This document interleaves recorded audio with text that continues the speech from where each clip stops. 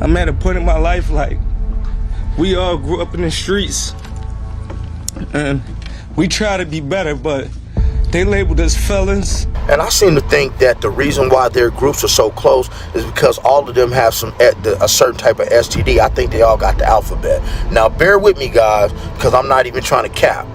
I looked at it like this. You know they're not using condoms, right? So if you're in a party not using condoms, it ain't like you could catch something twice, right? You know, so if you already got something, ain't like you can catch it again. So I believe, you know, one of my theories is that these people at these Diddy parties were so close because they all had STDs. Meek Mill's situational awareness is just low, bro. Because my thing is this, like, the feds announced that they have a video of Diddy on camera taking a male. You see what I'm saying? So, like, if they making these type of announcements, bro, if they had anything on Meek Mill, bro, like, that's everywhere. When people think of hip-hop, they usually picture the glitz, the glamour, and the big personalities that have shaped the culture for decades. But behind the flashing lights and loud music, a darker story has started to surface. For years, Sean Diddy Combs was seen as the king of parties. His famous white parties in the Hamptons and his late-night events in Los Angeles and Miami were legendary. Celebrities, athletes, and powerful executives all wanted to be there. But what if those parties weren't just about music, money, and fun? What if the places once celebrated as symbols of black excellence in Hollywood were actually breeding grounds for something sinister? Today, we're looking into shocking claims that connect Diddy's parties to something much darker than scandal. At the center of this story is rapper Meek Mill, a man who has survived controversy, prison time, and career setbacks, and who now finds himself caught up in rumors and lawsuits tied to Diddy. In recent conversations, Meek has denied the accusations. But at the same time, he has revealed disturbing details about what he saw, what he avoided, and why so many people are now saying we're all affected. If you got someone, don't you love when I come around? Hey, what's up, King Son? Man, you doing it, man. You deserve it, Daddy. You putting in that work. Proud of you. I love you. Yeah. Yeah, so that's another reason why I go to the car, because you can't be that guy at the gay party getting mad at the gay dudes hitting on you. Right. You at they function. So now you gonna be homophobic in here? What? You the jerk right now. You the clown. You at they shit getting mad. They trying to see what's to you. Yo, dumbass. Give me a take on the flack that Meek Mill has gotten throughout all this.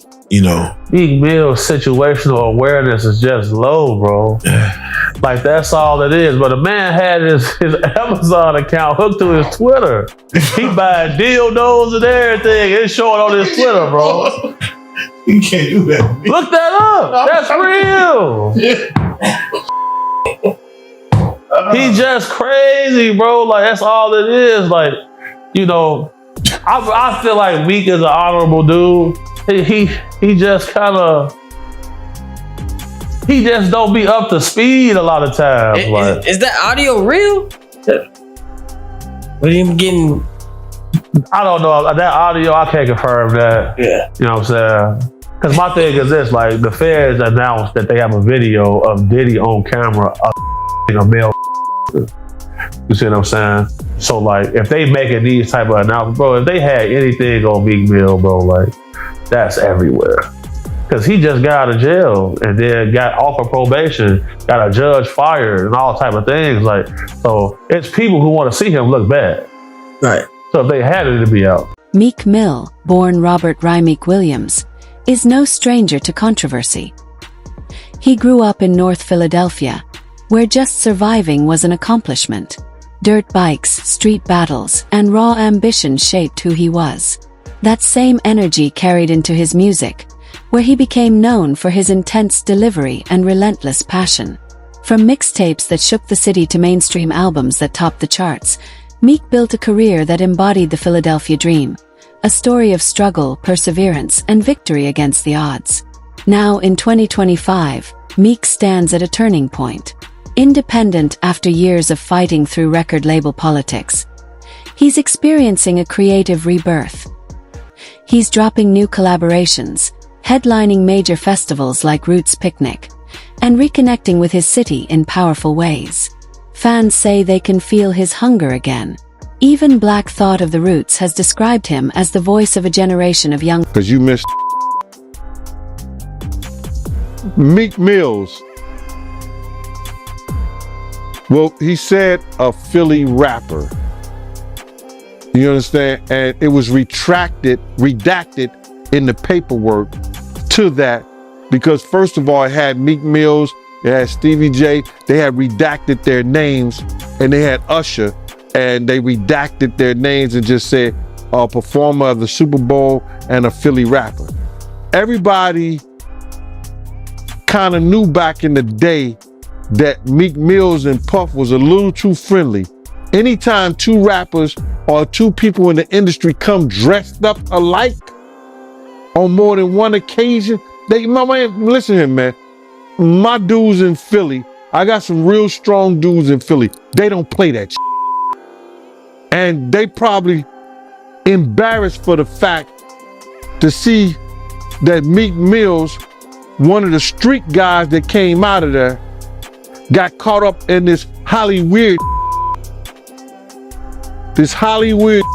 whereas that he's dressing the same shit.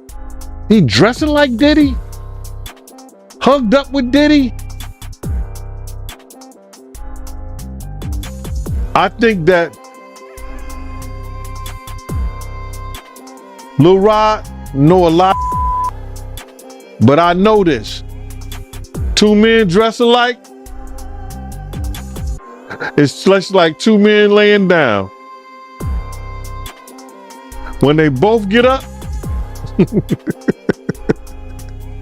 they both homos. And that's real talk, bruh. My man, you go to a party, dog, and the same shirt you got on, I'm taking my shirt off. I'm walking around in a t-shirt. And then, not to blow Meek Mills up out the water or anything like that, it was said that they checked his Google search and all the other shit, and he was searching for some online gay and all that other shit. Oh, wow.